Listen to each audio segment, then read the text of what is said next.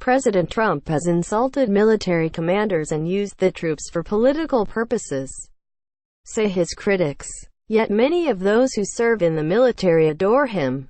Why? On Thanksgiving, the commander-in-chief spoke on the phone with U.S. troops who were stationed overseas. "You really are our heroes," he said. He also took their conversation in an unexpected direction, though, telling the troops the nation's doing well economically, better than anybody in the world. His manner on the phone, criticized as too political, was nothing new. He has often bragged to the military about his accomplishments, and has also shown off what he's done for them. As he told reporters on Thanksgiving, "Nobody's done more for the military than me." The president has spent little time on the ground with U.S. troops based abroad. Recently he said during a Fox News Sunday interview that a trip might be in the works. If he goes to Iraq or Afghanistan, it will be his first visit as commander-in-chief. He did not go to Arlington National Cemetery for Veterans Day, and he skipped an outing to a French cemetery that was filled with graves of U.S. soldiers who had served in World War I. He has slighted the military in other ways too. After the revered commander who led the mission to capture Osama bin Laden described the president's attacks on the media as the greatest threat to U.S. democracy. Mr. Trump called him a Hillary Clinton backer and said it would have been nice if bin Laden had been caught sooner. During the presidential campaign, President Trump spoke disparagingly of John McCain, who was held as a prisoner of war in Vietnam. "I like people who weren't captured." His critics were quick to point out that bone spurs, calcium buildup in the heels, kept the New York businessman from serving in Vietnam. President Trump has been accused of treating the military in a cavalier fashion. He sent troops to the U.S.-Mexico border to stem an invasion shortly before the midterm elections, a move that was decried as a stunt to burnish Republican national security credentials. Some critics of the administration claim that he has led the military in an ad hoc fashion.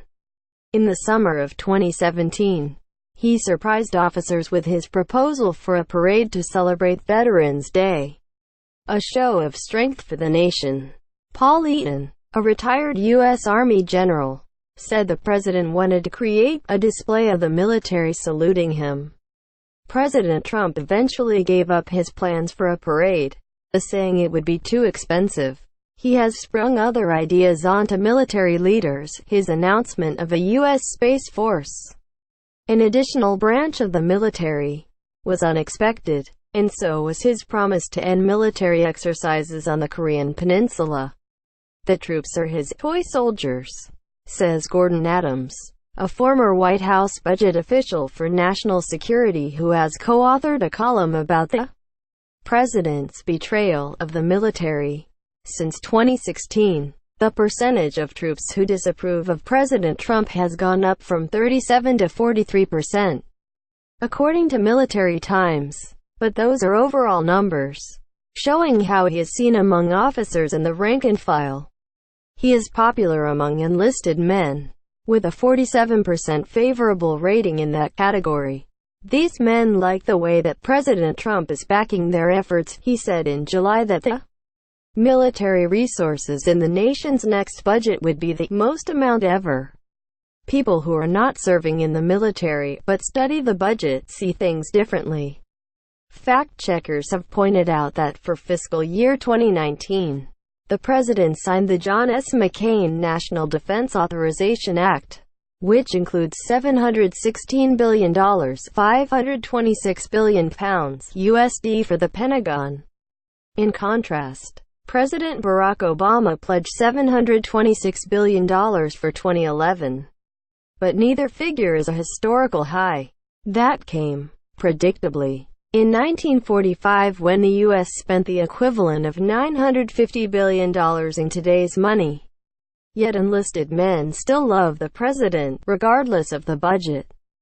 Jason Amorini, who once served as the leader of a U.S. Special Forces unit, says that they forgive him all sorts of missteps that would normally enrage service members. adding that people generally let it go. There doesn't seem to be a line that he can cross that people won't forgive, says Amarini, describing the president and his supporters in the armed forces. I feel like it's almost the mentality of a sports team. My team's going to win. When you see missteps on your team, you don't turn against it. George Mason University's Francis Buckley, who writes for the American Spectator, says that the president's support is fueled both by his strength as a commander-in-chief and by his conservatism. Trump has built up the military, and he's maintained forces. He's not simply retreated, says Buckley. He has shown himself to exercise military power in a way that Obama did not. He adds, pointing to the way that Trump authorized U.S.-led strikes against President Bashar al-Assad and his chemical weapons program in April 2018 and the cruise missiles fired at a Syrian base in 2017. Besides that, Buckley says, the president and those in the rank and file share the same worldview. These are people who signed up with the military because they're patriotic people, and the president picks the kinds of fights that appeal to him. The people who volunteer for the military are not apt to regard Colin Kaepernick as a hero, he says, referring to the athlete who kneeled during the national anthem in order to raise awareness of racism and injustice, and incurred the wrath of the president. You have to understand what Maga is all about. Buckley, referring to the president's campaign slogan, "Make America Great Again." We don't like people who dump on American values. Many members of the military have reflected these views in posts on Twitter. One retired officer, at Anderson-Derlea, who describes himself as a patriotic family man, says simply, "We salute you, sir." Quote, and at LT Stephen Rogers, who describes himself as a military intel officer, USN Ret, expresses his admiration for a president who continues to keep his promises. In the end, though, the president's popularity, or lack of it, may not have much of an impact on most of the individuals who are serving in the military. The Heritage Foundation's James Carafano recalls that when he was in the Army, Jimmy Carter was president, and had low approval ratings. Still, Carafano says, nobody ever sat around talking about Jimmy Carter. Whether the president is incredibly popular or unpopular doesn't matter. Most people in the military, he says, just do their jobs, and pay little attention to the noise in Washington.